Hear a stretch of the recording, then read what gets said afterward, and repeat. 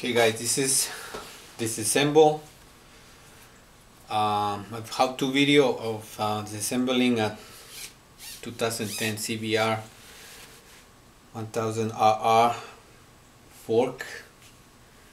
We'll demonstrate how to break it apart, and then another video I'm gonna be doing swapping this.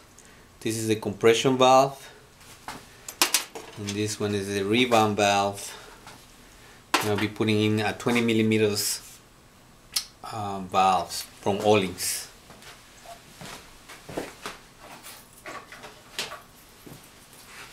Which I have them right here. This will be rebound,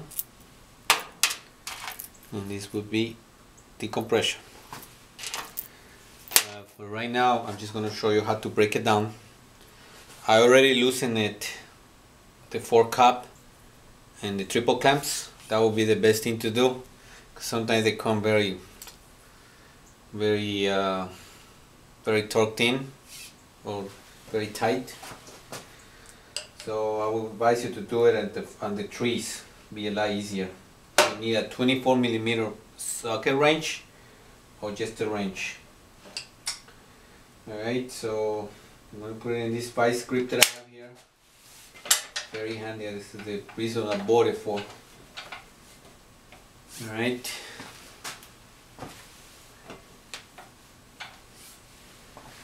So I'm going to use a 20 millimeter wrench here. Like I said, I already loosened it up, so it's just opening right now.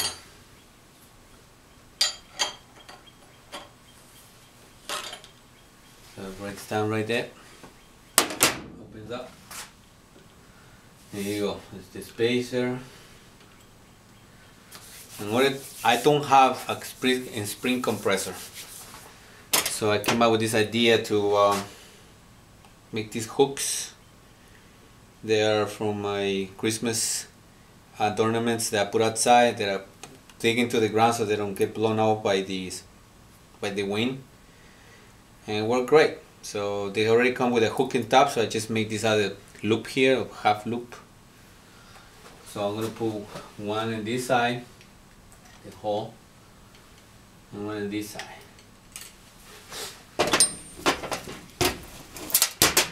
I'm using a strap.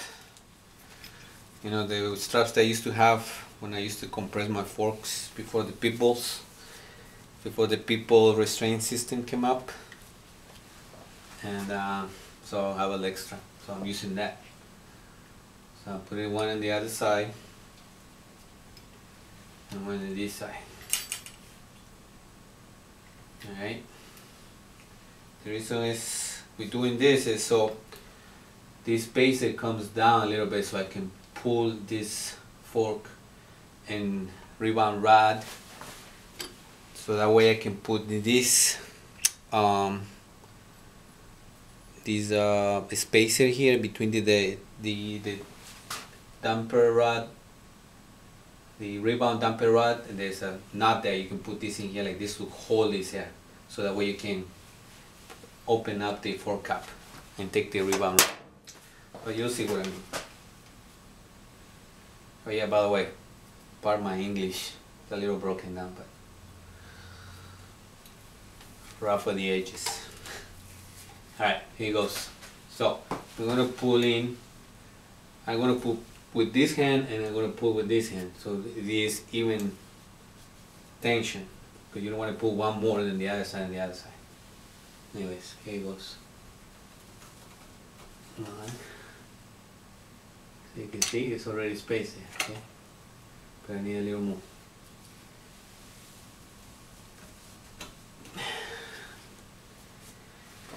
And I need one more pull.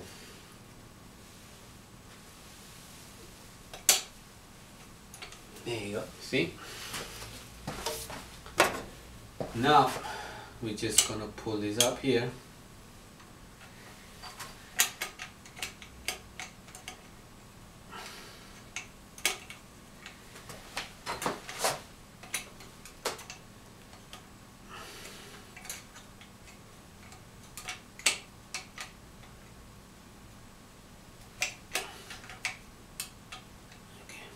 Looks like I need a little more. Sorry guys, had to go erase some of the memory of on my phone, on my camera. I need a little more pull because I need a little more space. There you go. Okay, that should be good.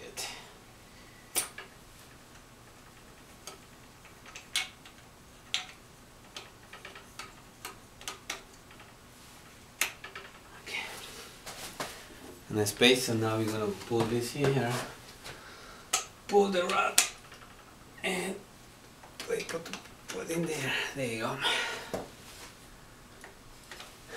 You can see I pulled it in. Let me show you. Right there. So it's in there. This is a 14mm wrench and nut, and this one here is a 18mm. I'm going to hold this one and unscrew this one. Okay. Let me show you how you do it.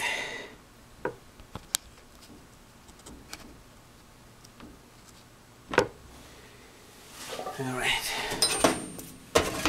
I'm already here.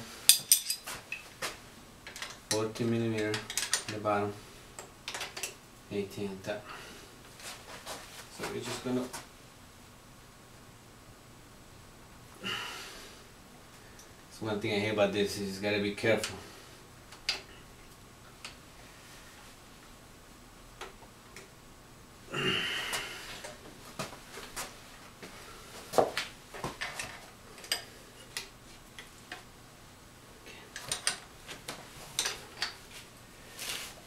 There you go.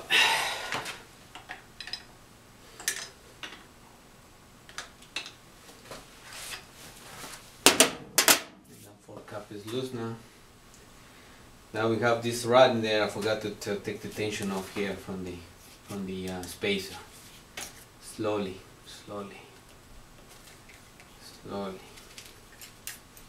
Yeah, that's it. All right. You can take these hooks here out. All right. So we're just now taking out the rebound rod here. Alright, here you go. Also forgot to mention, when you take them off the fork cap, make sure you take off all the preload you have. Take off the preload. You know, if you know what you liked, just count how many turns you had and preload. But you know, this has to, if you're changing the spring rate on your forks, then it's gonna change. So you know, you can put it back to what you had, but you're gonna have to change it a little bit because of the new spring rate, which I am. The stock here are 10 point something, 10.8. I'm putting all in 0.95 because I weigh 165, 160 without gear. I know you can see I can lose another 10 pounds, so I'm planning on it.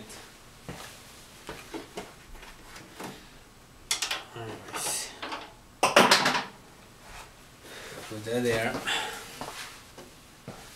So now we're just gonna take this here. You can be careful, but you don't have to. It's gonna snap a little bit, so it's okay. And that's it. Now the wrench is off. This comes out, this little spacer thing, and then this comes out. This is the spacer.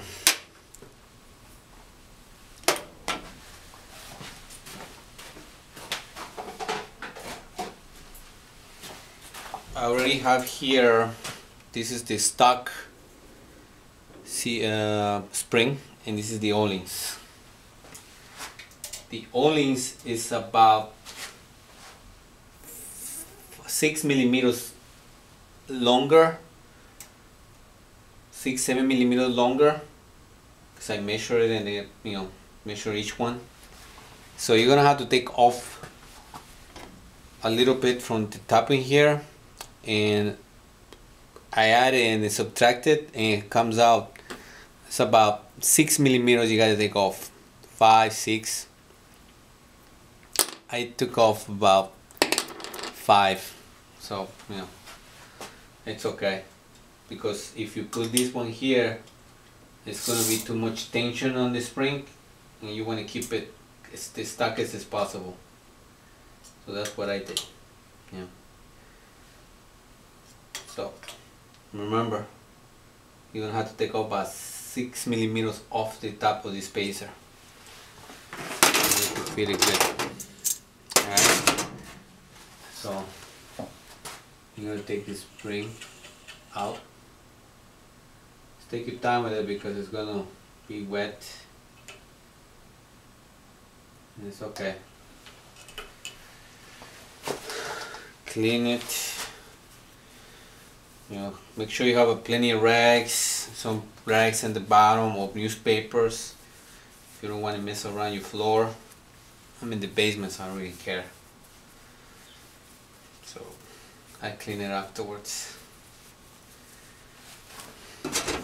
Alright.